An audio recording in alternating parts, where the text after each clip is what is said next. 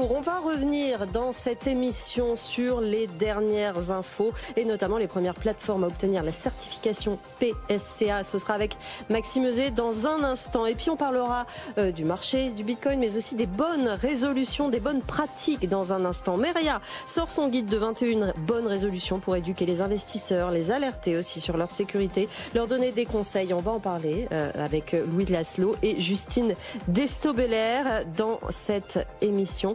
BFM Crypto, le club, c'est parti. Pour notamment une faillite des faillites comme on pourrait le connaître, connues sur FTX, notamment sous la porte en 2023 après avoir détourné des fonds de ses clients. Et puis qui a légèrement traumatisé le secteur, on peut le dire. Légèrement, oui. Et donc pour avoir ce statut, les entreprises doivent remplir toute une série de critères auprès de leur régulateur national.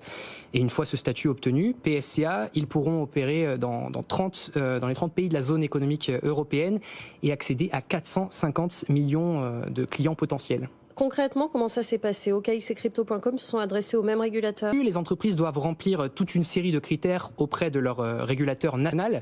Et une fois ce statut obtenu, PSCA, ils pourront opérer dans les 30 pays de la zone économique européenne et accéder à 450 millions de clients potentiels. Concrètement, comment ça s'est passé? OKX et Crypto.com se sont adressés au même régulateur?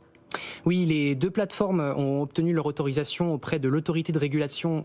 Idem sur la question du bilan carbone des crypto-monnaies. Aujourd'hui, les entreprises doivent afficher la consommation énergétique des crypto-monnaies qu'elles donnent à leurs clients. Problème, aucun offre officiel n'est publié et donc les entreprises ne savent pas quels outils elles pourront utiliser. Votre avis, Louis, est-ce que 2025 va constituer finalement une sorte de sas de mise en conformité en Europe, hein, en tout cas évidemment avec l'arrivée de cette réglementation qui est qui est arrivée crypto et sur le secteur lui-même en Europe? Alors, les conséquences, il y en aura forcément.